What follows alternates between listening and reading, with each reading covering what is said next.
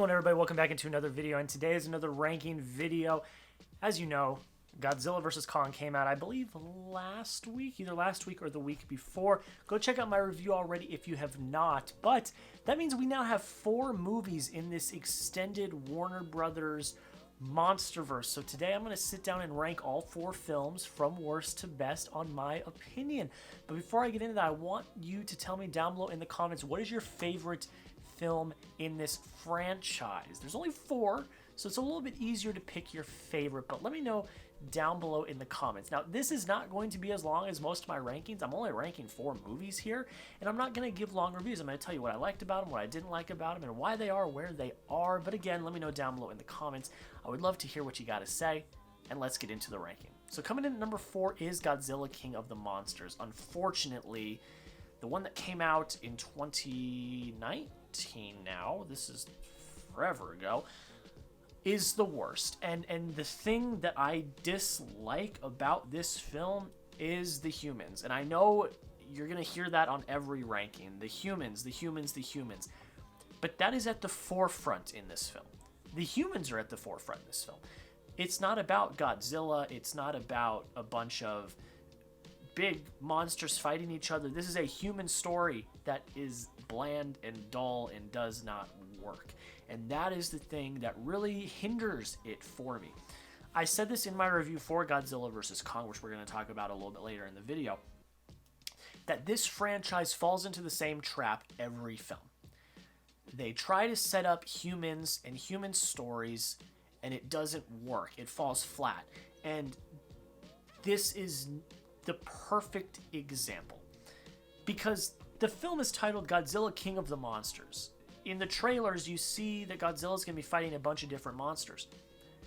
But when 90% of the film is character development and plot and details like that, and only like 10% is monsters fighting, it's not fun, it's boring, it's bland, and that is what this film fell victim to, unfortunately. I love the stuff at Fenway. I mean, come on, it's Fenway. You guys know the Red Sox are my team. I love that. I think Millie Bobby Brown is relatively good in it, but I think there's probably a consensus for most people that this is probably the worst one. It's just the human elements. It falls flat, and it comes at number 4 on my list. Coming in at number 3 on my list is Godzilla vs. Kong. This may be a hot take.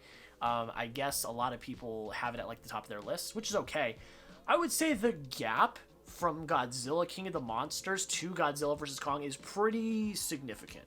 I will say that up front. I enjoyed Godzilla vs. Kong for what it was. I actually think I gave it a relatively positive rating as well.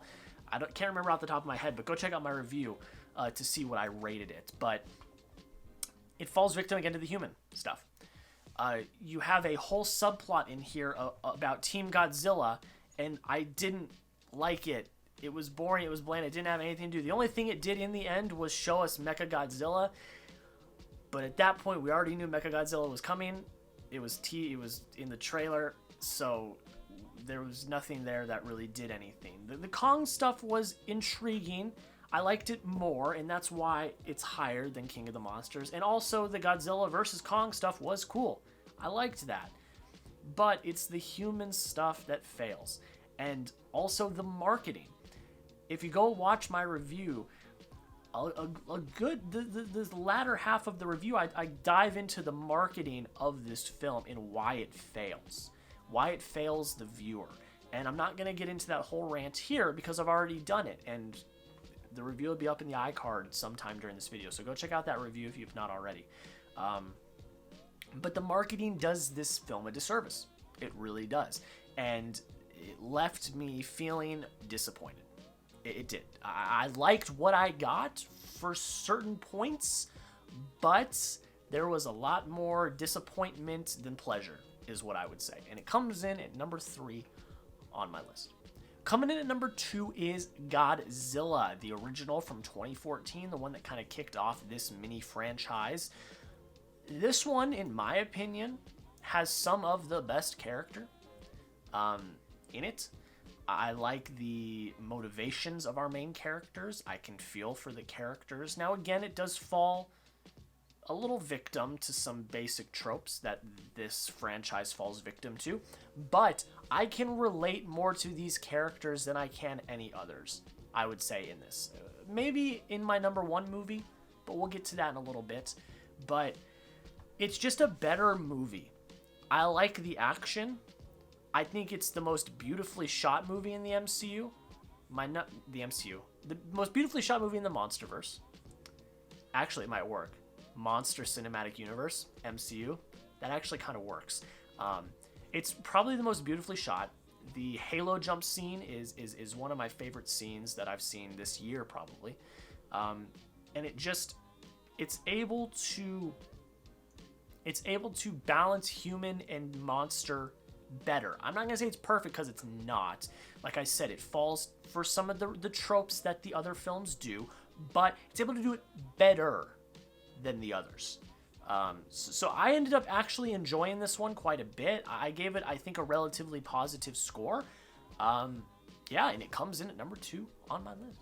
And coming in at number 1 is Kong Skull Island, which I'm actually kind of surprised about. I thought I was going to enjoy one of the Godzillas a little bit better, but Kong Skull Island was just more fun. The soundtrack is bumping. I love that it's set during Vietnam. I think that is very cleverly done. This is a star-studded cast, and they all give relatively good performances.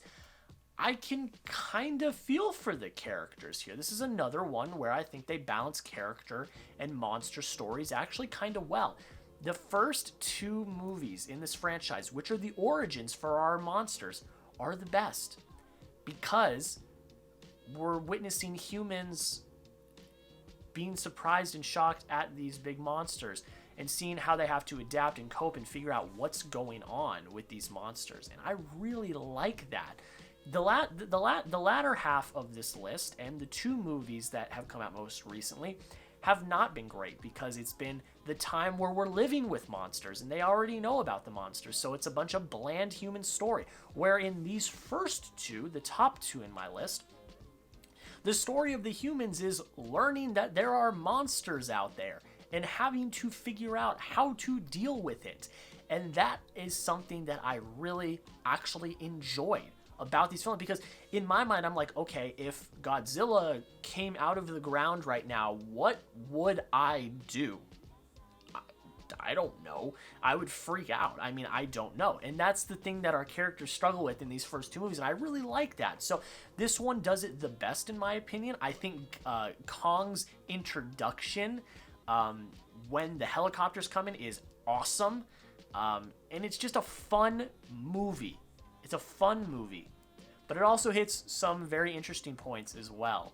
It's just overall just the best movie, I would say, in this franchise, and number 1 on my list. But guys, let me know down below in the comments, what is your favorite? Do you agree with me? Do you disagree with me? Let me know why down below. Go check out my website, FinaticFilmReview.com, and go check out Music City Drive-In, and go check out Wolf of Geek Street. I am writing for both of those websites, and then Fanatic Film Review is my own personal blog.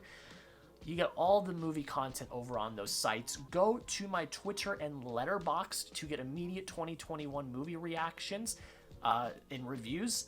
My Godzilla vs. Kong review was up before the video review on Twitter and Letterboxd. And you can also see these lists. My Monsterverse list is up on Letterboxd, so you guys could have gotten a sneak peek at that already.